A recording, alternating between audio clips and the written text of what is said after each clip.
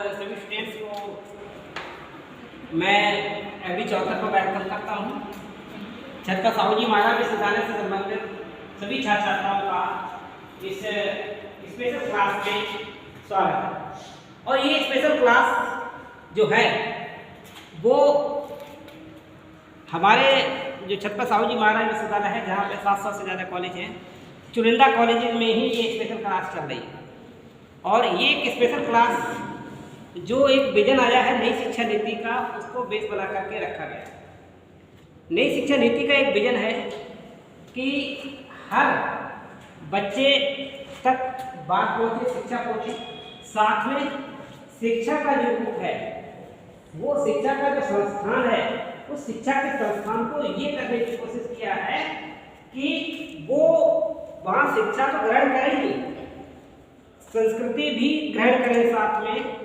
और जो आज का जो प्रयोजनवाद चला रहा था पहले, उसका ही एक रूप उन्होंने दे दिया कि बिजनेस इन ऑर्गेनाइजेशन भी जोड़ दिया।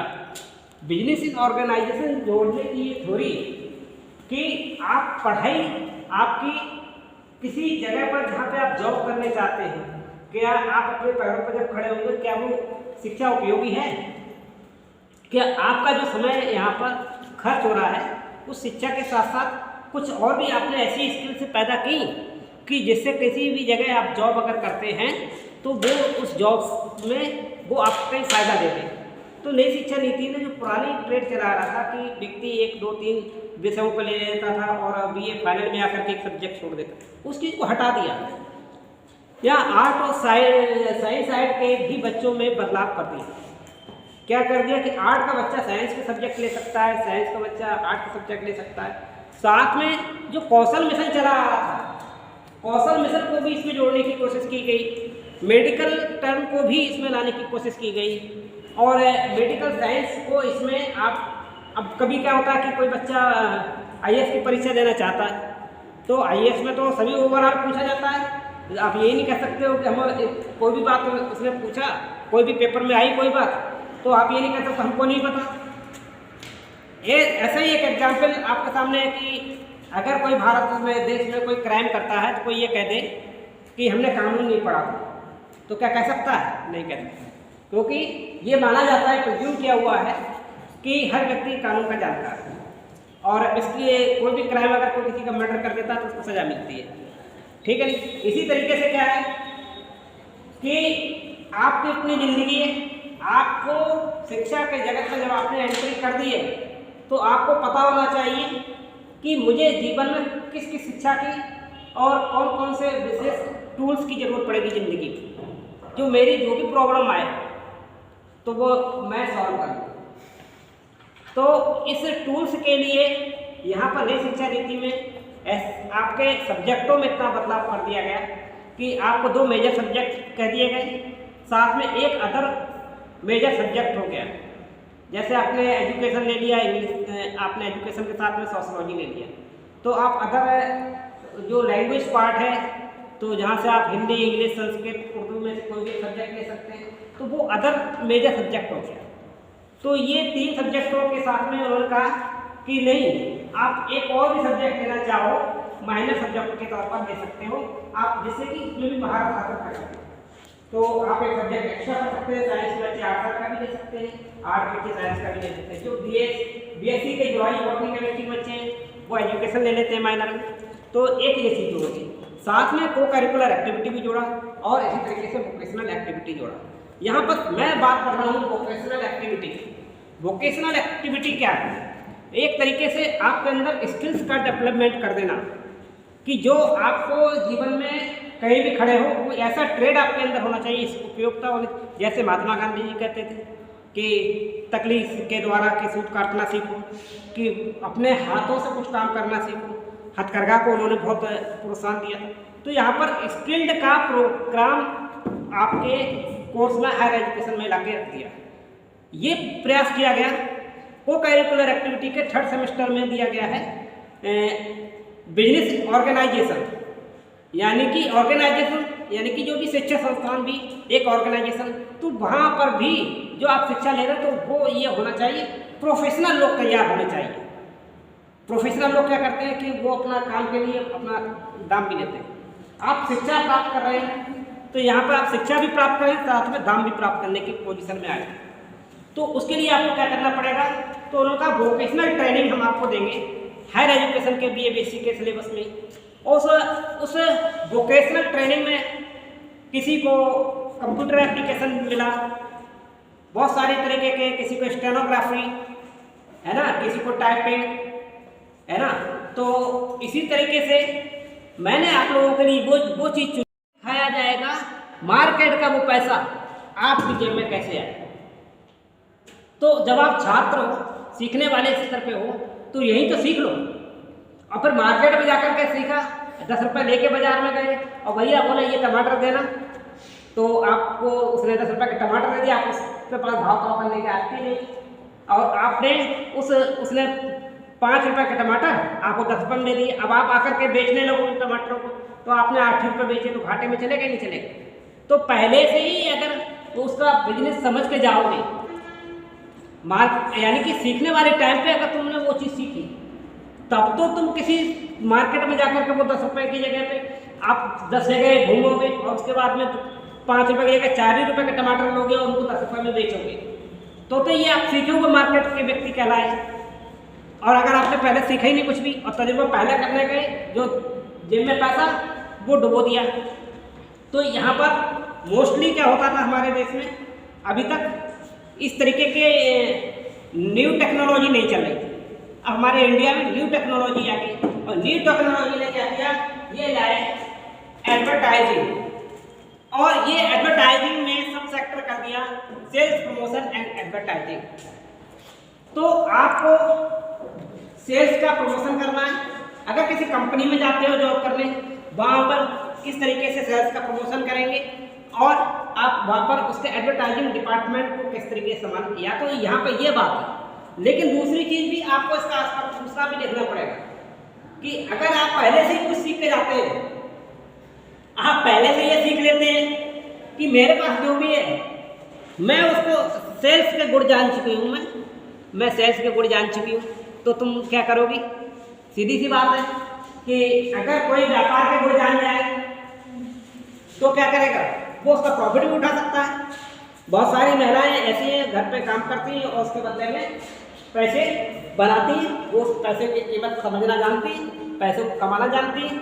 लेकिन अभी भी इस चीज़ की ज़रूरत है। तो अगर आप शिक्षित होकर के जा रहे हैं तो इसके हिसाब से आपको फ़ायदा होगा और आपका मूवमेंट बदल जाएगा, आप प्रोफेशनल टच में आ जाएंगे। यहाँ पर जॉब प्रॉस्पेक्ट्स है, कॉपीराइटर, एनिमेशन, इंडस्ट्री ग्राफिक्स और साथ में इंडस्ट्री मॉडलिंग, मीडिया प्रोडक्शन। तो ये सब प्रोडक्शन हाउस है, डिजिटल मार्केटिंग है, ये सारे के सारे आपके इसमें नॉलेज सिलेबस में थ्योरी पार्ट पर पढ़ाने की कोशिश की जाएगी। लेकिन यहाँ पर जो मैं डिजिटल मार्केटिंग की बात कर रहा हूँ, तो मार्केटिंग डिजिटल भी है। और जैसे हमारे मोदी सर ने, ये प्रधानमंत्री जी जो हैं, इन्होंने डिजिटल इंडिया का भी वो रखा फाउंडेशन की, भारत में सब ऑनलाइन सिस्टम बनने लगे और सब डिजिटली अपडेट हो जाए। तो यहाँ पर डिजिटल मार्केटिंग की बात हो रही है। तो उनका ये भी कहना है कि जो करेंसी है, वो करेंसी को हम किसी तरीके से जो ब्लैक मनी को वाइट मनी में कैसे बदल सकते हैं, जो लोगों ने दबा रखा है हार्डवेयर रूप में पैसा कैसे संभाल कर रख रखा है। तो जैसे कि हम अगर अपनी जेब में हाथ डालें तो पैसे निकले हार्डवेयर, तो ये पैसा रिश्वत में भी बदल सकता है। लेकिन अगर हमारे पास पैसा है ही नहीं, तो और किसी का अकाउंट ऐसा है, पैसा अकाउंट में ही जाना है, तो अगर मैं कोई DM बना बैठा हूँ और मैं किसी को नौकरी देना चाहता हूँ और मैं उससे अनवांटेज अगर फ़ायदा लेना चाहूँगा तो नहीं ले पाऊँगा, क्योंकि मेरे पास करेंसी है ही नहीं, डिजिटल ही है वो करेंसी है। तो मेरे ईमेल पे या मेरे अकाउंट में, बैंक अकाउंट में उसी के थ्रू तो जाएगी डायरेक्ट, और तो कोई तरीका नहीं। अगर मैं ऐसे लूँगा किसी से पैसा तो पूछा जाएगा सैलरी के अलावा ये पैसा कहाँ से आया, तो मैं बेईमानी कर ही नहीं पाऊँगा। ऐसे ही सड़कें वगैरह बनती हैं तो वहाँ भी भ्रष्टाचार होता है, वो हो ही नहीं पाएगा, क्योंकि किसी को कैश रखने की क्षमता ही नहीं होगी, कोई कैश रख ही नहीं सकता, ऑनलाइन ही रहेगा सारा सिस्टम। तो ये चीज़ जो आ गई है, तो ये डिजिटल मार्केटिंग है। अब डिजिटल मार्केटिंग में मनी के रूप बदल गए। डिजिटल मार्केटिंग में एक और तरीका चला क्रिप्टो करेंसीज का। क्रिप्टो करेंसी के बारे में बहुत सारी भ्रांतियां लोगों को हैं, लेकिन हम किसी में, चाहे बैंकिंग सेक्टर होता है, हम कहीं भी होता पैसा लगाते हैं, क्या पैसा हमारा सेफ है? हमारे मन में अगर आरबीआई ना होती, रिजर्व बैंक ऑफ इंडिया ना होती, सेबी ना होता, क्या ट्रेड जो शेयर मार्केट है वो उसको सेबी कर रही कंट्रोल, या एसबीआई इन बैंकों को कंट्रोल कर रही है, जहाँ पे हम बैंक को सबसे ज़्यादा विश्वास नहीं मानते। क्या बैंकिंग सेक्टर, अगर ये आरबीआई ना होती तो आपको पैसे क्या क्या करते, क्या करते, वो गड़बड़ करते नहीं करते? हम सबसे ज़्यादा उन्हीं पर विश्वास करते हैं। अगर रेगुलेटरी बॉडीज ना होती, यहाँ पे क्रिप्टो करेंसी भी क्या है कि कंपनियों के बीच में ही लेन देन है ऑनलाइन, अब वो बहुत सेफ ट्रांजेक्शन के साथ, लेकिन यहाँ पैसा का जो एक देश का इंफ्रास्ट्रक्चर मेन तौर पर मनी का किस पर टिका हुआ, बैंकिंग सेक्टर, तो वो वहाँ पर अगर इस तरीके से ट्रेड चल जाएगा, वर्ल्ड लेवल पे पैसा इधर पर बाहर चला गया तो देश कंगाल हो जाएंगे। तो इसके लिए सरकारों के द्वारा थोड़ा सा इस पर टैक्स ज़्यादा लगा दिया गया, और हमारे तो यशस्वी प्रधानमंत्री जी ने बहुत बड़ा गेम चेंजर कर दिया, डॉलर बहुत ऊंचा जा रहा था, इसके लिए उन्होंने ई-रुपया ला दिया। डिजिटल मार्केटिंग के तौर पर यहाँ पर डिजिटल मार्केटिंग करोगे किससे? करेंसी से। करेंसी डिजिटल नहीं होगी, आप मार्केटिंग नहीं कर पाएंगे। तो उस मार्केटिंग को करने के लिए ई-रुपया आ गया, और यहाँ लाखों करोड़ रुपए का एक ही 2-3 दिन में इन्वेस्टमेंट हुआ है, तहलका मचा दिया पूरी दुनिया में मोदी जी ने। ये आप समझ लीजिए, जरा सा खेल हुआ और रुपए की कीमत उठने लग गई डॉलर के मुकाबले। अभी बहुत स्थिति में नीचे था, 47 रुपये पे आ गया था, 54 तक पे पहुंच गया, 84-85। हाँ नहीं, डॉलर नहीं, रुपया ऊपर उठ गया वैल्यू के हिसाब से। तो ये चीज जो हो रही है धीरे धीरे, तो बहुत कुछ परिवर्तन हो रहे हैं यहाँ पर। तो हम ई-रुपये की बात करेंगे, अपने देश की करेंसी की बात करेंगे, हम क्रिप्टो का हमारा फोकस नहीं है। 12 हमको केवल तुमको ये बताना है कि किस किस तरीके की डिजिटल करेंसी होती है, उसी करेंसी से हम मार्केटिंग करेंगे ऑनलाइन सिस्टम से आकर के। तो हमको वो सारी चीज़ें पता होनी चाहिए, ठीक है।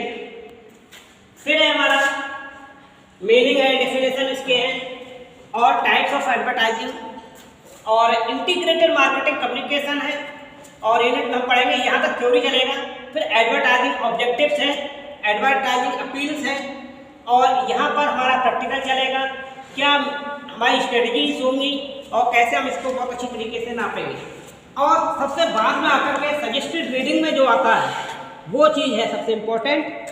यहाँ पर हम आपको सामने लाए यूट्यूब, और यूट्यूब आप दिखा सकते हैं यहाँ पर कि यहाँ पर ये टाटा टी केस स्टडी है, टाटा टी के संबंध में, आइडिया सेलर के और सितारा फूड्स के, और भी यहाँ पर देखिए HTTP यूट्यूब भी, तो जो youtube.com वॉच, तो यहाँ पर यूट्यूब के द्वारा भी आप इस पूरे सिस्टम को समझ सकते हैं। बहुत सारा एडवर्टाइजमेंट यूट्यूब के द्वारा हो रहा है, किस तरीके से तो मनी कमाई जा सकती है, इसको भी आपको समझना पड़ेगा। पढ़ाई के साथ साथ धन की बढ़ाई, तो वो भी जरूरी है। और हम जिस देश में रह रहे हैं, जिस तरीके से हमारा विकास हो रहा है, तो अभी धन की बहुत कमी रहती थी, हम लोग इतने विकसित नहीं हो पाए। धन की भी कमी जब पूरी होने लगेगी, तो वो सब कमी तभी पूरी होगी जब एक तो आप लोग एकता के साथ रहने लगे, रेगुलर होकर रहने लगे, और जो डायरेक्शन समझाए जाएं उसको फोकस करें केवल, तो यूनिटी में ही आपकी सक्सेस मिलेगी। तो ये मैं एडवर्टाइजमेंट के बारे में थोड़ा सा मैंने आपका सिलेबस दे दिया।